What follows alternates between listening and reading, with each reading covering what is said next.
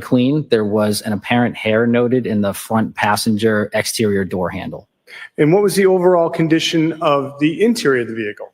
The interior was overall very clean with miscellaneous items throughout most of the vehicle. Ms. Gilman, can we now have Exhibit 102, which is file number 4275? Sir, do you recognize this photograph? Yes, I do. What did you see in the vehicle as far as child safety seats? There were 2 child safety seats, one located in the second row on the passenger side and another seat located in the third row on the driver's side. Now, sir, what did you observe as far as any staining inside the vehicle? There were 2 areas of visible staining that I noted, one being a red-brown stain on the front driver's side visor, and then there was brown stains noted on the front passenger side visor. Ms. Gilman, can we have Exhibit 103, which is file number 4283? Sir, directing your attention to the screen, what is it that we're looking at? This is a photograph of the stain, the red-brown stain on the driver's side visor that I had marked with a ruler and the letter A. And so you're the person who would put that piece of tape there? Yes. Ms. Gilman, can we have Exhibit 104, which is file 4286? What is it that we're looking at here, sir? Similarly, this is a photograph of the brown stains on the front passenger visor that I marked B with the ruler tape. Now, what did you find as far as gloves on the passenger side of the car? On the passenger side of the vehicle, on the floor, there were 2 examination-style gloves. In the front passenger door pocket, there were 2 additional exam-style gloves in a Ziploc bag. And in the center console, there was 16 exam-style gloves inside of the center console. Ms. Gilman, can we have Exhibit 105, which is file number 4279? Sir, did you see this photograph? Yes, I do. Can you show us where you found gloves on the passenger side? Yes. So on the right-hand side of the photograph on the floor, there are the light blue-colored gloves. Those would be the 2 gloves that I observed on the floor. And Ms. Gilman, can we now have Exhibit 106, which is file number 4258? Sir, do you recognize this image? Yes, I do. And what is this an image of? This is the open center console between the front driver and passenger seats with 16 examination-style gloves inside of it. With the Volvo that afternoon, what were you able to do as far as any testing? The testing I performed on the Volvo was the blood screening test we use at the laboratory. It is a color changing test involving 2 chemicals. I'll take a clean swab and apply it to any areas that I'm interested in determining if there is potential blood present. It is a screening test, so it does not confirm the presence of blood. Additional testing would be needed. But the color test allows us to visualize stains that we can't see. So I applied this test throughout multiple areas inside the vehicle, looking for blood that was not visible to the naked eye. When it's negative, the swabs don't change any color after I add the chemicals. If it's positive, it will turn a pinkish violet sort of color after the addition of the chemicals. And prior to performing all of those tests, I made sure that my chemicals were working by using a positive and negative control on those chemicals. And can you tell us what items might trigger a positive that are not human blood? Yes, so there are vegetables such as cauliflower that have a peroxidase reaction, which is the main reaction in our blood screening test. So that is the main sort of reaction we're looking for. So occasionally those vegetables or legumes such as beans, those are examples of items that can have that positive reaction as well that are not blood. Now, with this test, were there any areas that tested positive? Yes, there were. What areas of the Volvo tested positive? Of all the areas I examined, there were 5 that tested positive for blood screening. One was the front driver side seat controls for the front seat. There was an area on the second row passenger floor mat that tested positive. The third row passenger seat was folded down, and the back side of that screened positive for the presence of blood. And 2 additional areas on the mat that was in the trunk that was covering the trunk storage space. There was 2 mats, 1 area on each of them, test screened positive for the presence of blood. And these were areas that I did not observe any visible staining. And sir, how many areas do you think you tested overall in the Volvo? Overall, I would estimate approximately 40 to 50. I covered a lot of the contact areas, so steering wheels, door controls, the radio controls, handles, door pulls, the floor mats, the brake pedals, and many areas inside of the vehicle. And so, did you have the opportunity to take any samples from the car? Yes, I did. And so, what did you take as far as samples from the Volvo that day? From the Volvo, I collected the hair I previously mentioned, or the apparent hair that I mentioned from the exterior front passenger door handle. And then each of those 5 areas that screened positive for the presence of blood, I took samples from each of those individually for further testing back at the laboratory.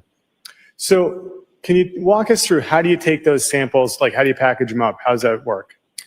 So the samples are collected with a set of swabs. I'll use a drop or 2 of clean water and apply it to the swabs. And then I'll take those swabs and go over those areas that screen positive to collect any sample that might be there. And then I'll put each of those samples into a glassine envelope, which then goes into a coin envelope that I'll transport back to the laboratory to be sealed and then stored properly for a further analysis. How long do you think it took to examine the Volvo and collect the samples? I would estimate it took me roughly 3.5 to 4 hours. And after collecting the swabs, did you go back to the crime lab? No, I did not. Where did you go to next? While I was examining the vehicle, I was requested to respond to 300 Forest Street in Peabody, Massachusetts. What time do you think you got to 300 Forest Street? I arrived there approximately 8:15 p.m. And can you describe what 300 Forest Street in Peabody is? 300 Forest Street is a recycle and trash collection center located just off of Route 1. And what did you see when you got to 300 Forest Street? Mainly, there was a large area where trash had been collected from various neighborhoods and areas, and there was a certain section of trash that had been separated from the larger piles that were there. Ms. Gilman, can we have what's been marked as Exhibit 107, HAS 6556? Sir, do you recognize this image? Yes, I do. What is this an image of? This is the entrance to the recycle and trash collection center, showing the mounds of garbage that are there. And Ms. Gilman, can we have HAS 6564, what's been previously marked as Exhibit 108? And do you see this image, sir? Yes, I do. What is this an image of? This is a continuation of the interior of the center. And so the trash that you had the opportunity to see people going through, I'm going to direct your attention to what's been marked as Exhibit 109. Ms. Gilman, can we have Exhibit 109, 6566? Was this mixed in with all the other stuff that we just saw, or is this somewhere else? I'm unsure. This photo was taken prior to my arrival at the collection site. Okay. But what is this a picture of? This is a picture of a separated portion of the garbage in the center. Now, what did you see? What did you see as far as people searching or going through the trash that night? By the time I arrived, the main search had already been done, and there was bags of trash that were beginning to be emptied and inventoried by crime scene services section and the detective unit that was there. And so, what was your role as far as dealing with these bags of trash that other officers were going through? My main role was to assist with the other units that were present and to sift through the items in those bags to determine what items would be relevant for forensic analysis, and then which units would be responsible for taking those items back to the laboratory afterward. And so what was the first thing that was done when a bag was opened, if there was some kind of evidentiary analysis that needed to be done on it?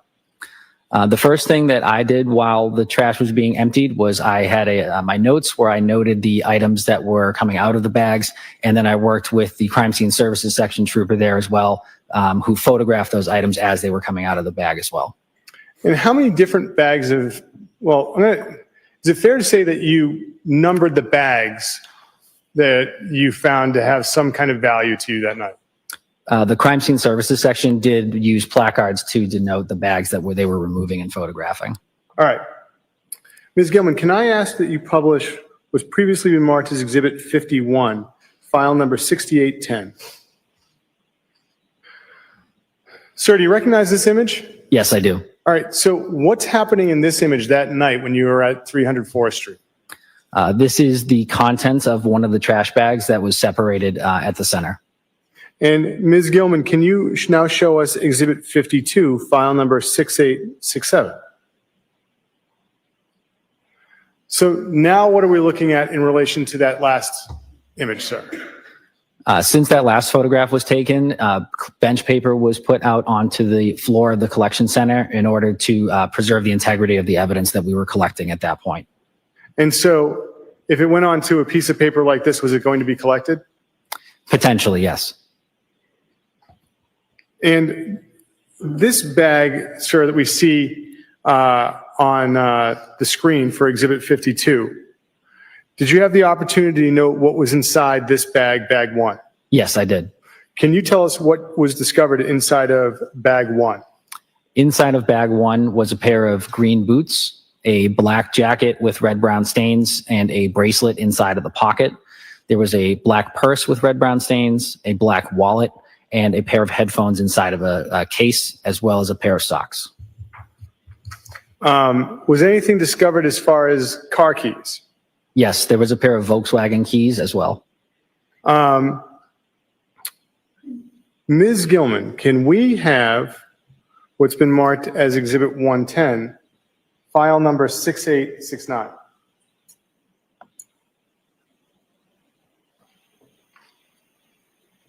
Is this also the contents of that first bag? That's correct. And Ms. Gilman, can we now have Exhibit 111, what's been marked as 6870? Are these also the contents of that bag? Yes. Now, I'd like to ask you about another bag that you or had the opportunity to examine. Was there a trash bag with a designation 2? Yes, there was. What was discovered inside of bag 2? Inside of bag 2 were 2 white towels with red-brown stains, as well as a piece of tape with apparent gauze and red-brown stains inside of it. Ms. Gilman, can we have Exhibit 112, which is file number 6898? Sir, is that one of the towels that was found inside of bag 2? Yes, it is. And Ms. Gilman, can we have Exhibit 113, file number 6902? Is that the second towel that was found inside the bag, sir? Correct. And what's the other items around the towel? Those are miscellaneous tissues with red-brown stains. Now, was there a bag 3? Yes, there was. What was discovered inside of bag 3? Inside of bag 3 was a white bathrobe with red-brown stains. Ms. Gilman, can we have what's been marked as Exhibit 114, file number 6906? Sir, is this a picture of what was found, the bathrobe and found inside of bag 3? Yes, it is. Now, was there a bag 4? There was. What was discovered inside of bag 4? Inside of bag 4 was a pair of gray slippers with red-brown stains, a pair of dark gray slippers with red-brown stains and trace materials, as well as apparent hairs with red-brown stains. So, Ms. Gilman, if we could have Exhibit 115, file number 6915. Sir, do you recognize this image? Yes, I do. Directing your attention to this image, the slippers there, which ones are those in the top of it? The slippers located at the top are the gray slippers. And at the bottom, what is there next to the left of the jar? There is a leather strap wristwatch located as well. And you had said that there was a second pair of slippers that was recovered from that bag? That's correct. Ms. Gilman, can we have Exhibit 116, file number 6929? Sir, can you tell us where the second pair of slippers is in this photo? Yes, at the bottom center of the photo, you'll see the dark gray slippers with the red-brown stains and trace material noted on the bottom of one of the slippers. What is trace material? Trace material could reference a number of things. In this particular instance, it references the apparent hairs or fibers that I observed on the slippers. Ms. Gilman, can we have Exhibit 117, file number 6934? Sir, what is the trace material you saw that night when you were at 300 Forest Street? In the photo on the right-hand side of the overturned slipper, there are the apparent hairs and fibers that I call trace materials located on the right-hand side at the toe end of the slipper. Sir, I'd like to ask you some questions about bag number 5. What did you observe inside of that? What did you observe produced from bag 5? Bag number 5 contained pieces of rug with red-brown stains on some of the pieces. Ms. Gilman, can we have Exhibit 118, which is file number 6948? Sir, what are we looking at here? These are pieces of a rug with red-brown stains that I noted on 2 of the pieces. And Ms. Gilman, can we have Exhibit 119, file number 6944? Sir, where did you see the red-brown staining on the rugs? On the 2 leftmost pieces, the left piece has red-brown stains in the bottom right corner, and then the one in the center of the photo has red-brown stains on the majority of the piece of rug.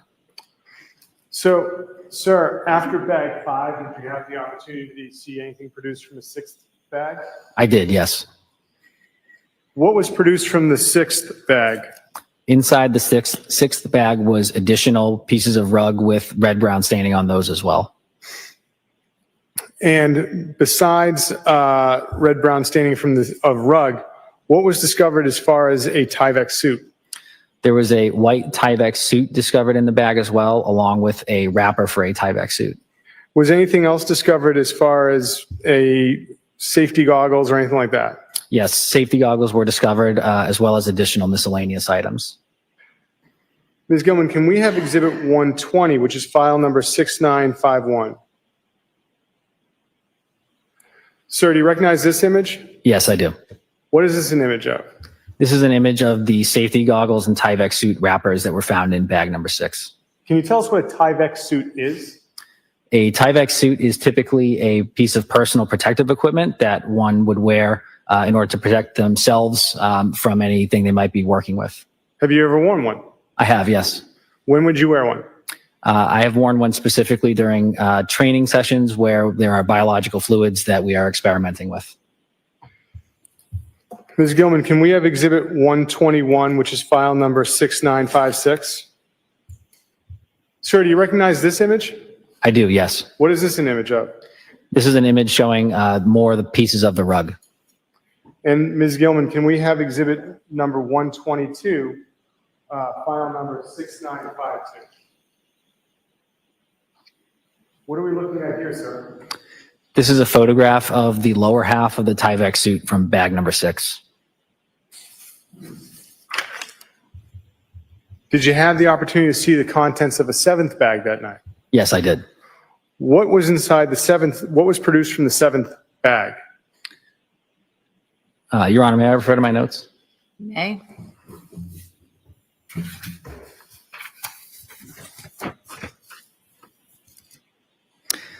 The 7th bag contained a bottle of hydrogen peroxide, a ice pack, a blue flat sheet as well. And sir, I neglected to ask you about the rug as well. I showed you one image, which was Exhibit 121. So Ms. Gilman, can we have Exhibit 123, file number 6963? Sir, what is this we're looking at? This is another piece of the rug from bag number 6 containing red-brown stains with apparent tissue. And what is apparent tissue? For those of, like, I don't know what that means. It's not like Kleenex, right? That's correct. Apparent tissue from the forensic perspective is a material that may or may not resemble human skin tissue. In this particular instance, based on my observations, that's what I called it. Ms. Gilman, if you could take that down, and if we could have Exhibit 124, 6974. And so, sir, does this represent the contents of the 7th bag? Yes, it does. And so in the upper center, what is that brown bottle? It is a bottle of hydrogen peroxide. And the cut up like labels off to the side, did you note what those were for? I didn't note what they specifically were for. I grouped them under the miscellaneous items that were in this bag. And now, sir, did you have the opportunity to see an eighth bag in the contents produced? Yes, I did. Ms. Gilman, can we have exhibit 125, which is HAS 7002? Sir, what is it that we're looking at here? This is a photograph of the contents of bag number 8. And what was produced from bag number 8? Bag number 8 contained a hammer, a pair of wire snips, a hatchet, and a hacksaw with red-brown stains on it. And what are wire snips, and then what are shears? They're sharpened tools that can be used to cut an item of interest. So which one of those two objects is snips and which one is a shear? The shears are located on the right-hand side of the photo. The snips are located in the center between the hacksaw and the hatchet.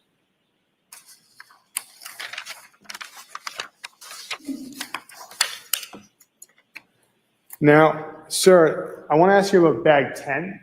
Skip it. What was recovered from the 10th bag?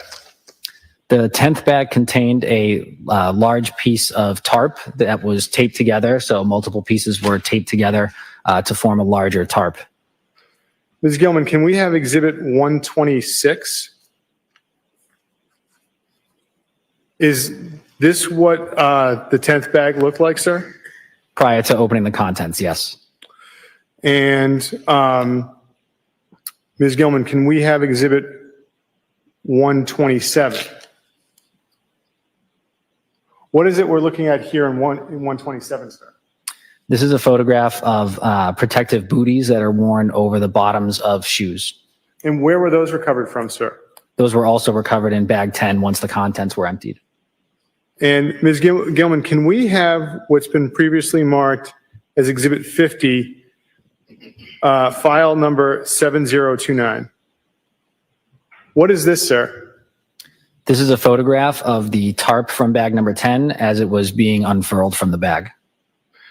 And Ms. Gilman, can we now have exhibit 128, file number 7035?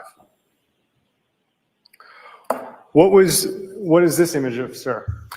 This is an image of additional items from bag number 10, one of them being an apparent piece of insulation and then some scraps from containers. So, sir, what was done with all of these items? The items that were taken out of all the bags, we discussed amongst the crime scene services section, detective unit, and myself, which items would be going to which units first for analysis. Items of evidence that would be going straight to the criminalistics unit for analysis, I would be collecting. Items that would be analyzed for potential prints would be going with the crime scene services section, and state police detective unit would be responsible for the remaining items. So what items, well, at this point in time, I'd like to ask you something, sir. Are you familiar with what's called the LIMS system for the crime lab? Yes, I am. Can you tell us what the LIMS system is? LIMS stands for the Laboratory Information Management System. It is a software program that we utilize in order to track items of evidence that have been submitted to the laboratory and then their chain of custody history as they move throughout the laboratory. And so after you had the opportunity to collect items that night, where did you go? At that point, I left the facility and went to the laboratory in Danvers and submitted items of evidence there under lab number 23-00596. So that number, that's for the overall case that you're assigned to at this point in time, right? That's correct. So what happens as far as when you make a submission of a piece of evidence into the LIMS system? Once the evidence has been submitted into the Laboratory Information Management System, I then make assignments for myself to write a report based on what I collected from that scene, as well as assignments for the criminalistics unit for any items that need to be analyzed in the criminalistics unit as well. Every item is then appropriately packaged and or dried if it's wet, and then eventually transported to the appropriate storage facility. And so I'd like to ask you about some of the LIMS numbers that you were able to assign objects that you entered into the evidence. Your Honor, if it may be with the court's approval and with no objection from defense, would he be able to refer to his report during this portion? Any objection? No. You may. Thank you, Your Honor. Sir, what item number under limbs did the swabs from the driver's seat controls get? Those swabs were given item number 9-1, 9 referring to the mainly once the discovery was made of red-brown stains on items, I was looking for any items of interest that might be in with those bags that have those red-brown stains on them as well, to try to establish any potential biological connections with the items in those bags. And we saw a lot of photographs, but some of the photographs appeared to have some of the items that were eventually taken into custody by you and given a lens number, like you described for the jury. Some of those items, when they were first taken out of the bags, it looks to me like they were placed directly onto the floor of that warehouse. Yes, they do. And the floor of the warehouse actually looks somewhat damp in the photographs. It does, yes. And it was in fact damp. I can't recall exactly the conditions, but it is the floor of the facility, yes. And so it's fair to say that a lot of terrible question, I apologize. It's fair to say that you have no idea what was originally on the floor of that warehouse before you arrived. Correct. You just know that it had the appearance, it may have been damp, but you don't know what caused the damage. That's correct. And then these items were placed on that. Items, like for instance, the items have been admitted into evidence here, and they could have been then be caused to be dampened by what was on the floor of that warehouse. That's possible, yes. And then what happened was, once again, in your very earnest desire to preserve the integrity of the evidence, you then took a lot of these physical pieces of evidence and you placed them on, you would call it, what would we call it, paper? Yes, we would refer to the white parchment paper, typically in the lab as bench paper. Bench paper. And that's what we see in the photographs. Yes. And then, after you collected these items, you then transported them or caused them to be transported to the lab at the Mass State Police? Yes. And I thought I heard you testify that you had transported to various parts of the lab? The evidence, I believe what I had said was that the evidence will eventually travel to its respective facility where it needs to be stored. But I did submit at one laboratory with all the items. You did? Yes. And after you transported the items to the lab, did you have any further,